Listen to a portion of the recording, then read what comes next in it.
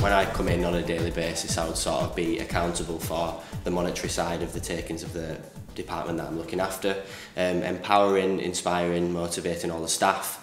So obviously that's the biggest part of management, is making sure that everybody who is in the building is happy and is working to their full potential. So I spend a lot of time just making sure that people are happy, are doing what they're supposed to be doing, and sort of keeping on top of the operation. In my second year of A-levels, I thought maybe it's not for me with the studying and the revision. I didn't do particularly well in my A-levels with that side of things. So I ended up just sort of having a little bit of a mad panic and looking online. Found about 5 or 6 different schemes with different companies, but Marks and Spencer's had the one that suited me most. Thankfully, the application process went really well. Went to the assessment centres and then ended up getting a job from it, which I was really pleased about. So what are the best things you'd say are about your job? Well, I'd say my favourite thing about the job is the variety of it. Retail's obviously an ever-changing environment. No day is the same. You can't come in and guarantee that you'll even have your lunch on time, never mind what you'll be doing between those hours. I mean, I'm only a fairly young person, so obviously giving me those accountabilities, as I found, has empowered me to improve a lot as a person as well as a manager in the workplace. So what do you see yourself doing in the future? Well, obviously I've sort of got 3-4 years ahead of a lot of other people who might have been to university. Once I qualify, I will be in the same role as what a graduate would be after they'd done their grad scheme. So I think sort of having that 3-4 years head start on a lot of people is going to propel me to achieve a lot more in a smaller space of time. So I think that by the time I'm sort of 25-30, I want to be moving up the bandings of management within Marks and Spencer's. So say a young person watching this, what advice would you give them? If you were on a scheme like this, that it is 110% down to you. There is nobody else responsible for your learning other than yourself. It's all about motivation, determination, and having that drive to be able to do what you want.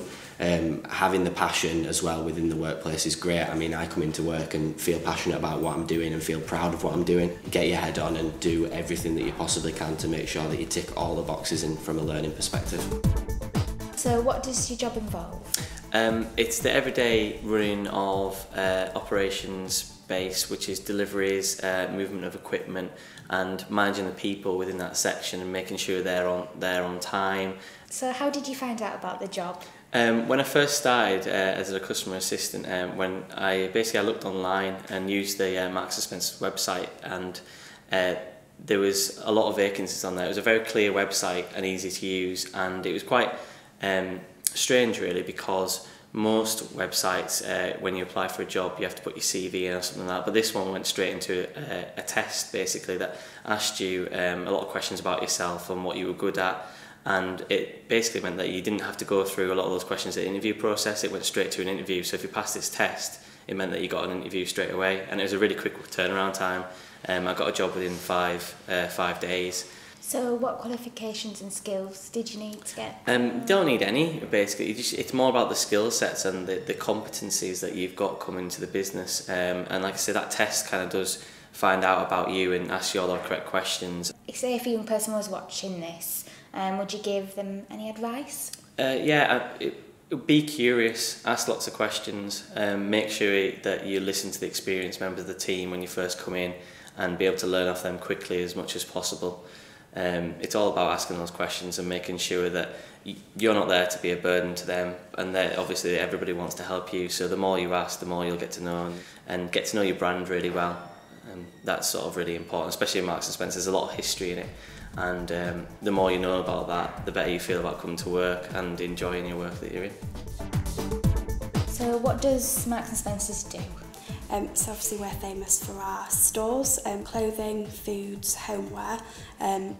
I guess one of the kind of things that people don't often think about us for is we've also got cafes, big hospitality kind of offering in stores, and obviously we've got backstage offering as well, so we've got our logistics behind the scenes.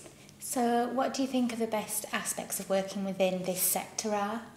I think the variation every day, so you know, whether you're an advisor or the store manager, every day is totally different. So if you're somebody that wants to be kept excited, kept inspired, retail's definitely for you. What types of job roles and apprenticeship opportunities do you have for young people wanting to enter the sector? Yeah, so I'd say we've probably got three kind of entry strategies for a young person. The first is as an advisor, so you would come in as a kind of sales assistant and you would work your way up throughout the kind of structure within the stores. For that you need no qualifications, it's literally come in and show that pride, passion, excitement. The next one is our school leaver programme, so as soon as you've got your A-levels you then come into the scheme. It's a 2-year scheme and there's loads and loads of training, and that is to train you to be quite a senior level of manager within the store as a commercial manager. The third would be the graduate scheme, which is probably our most kind of well-known scheme. Exactly the same scheme as the school leaver, it's just 1 year instead of the 2, but you get the exact same level at the end of that.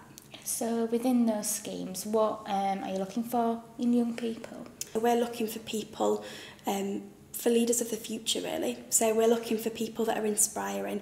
We need them to inspire the teams below them. It's all about the pride and passion. So if you come across as exciting, you're up for it, you really want it, that is the biggest thing that will make you stand out. And it's not really about your qualifications, it's about the attitude you come in with.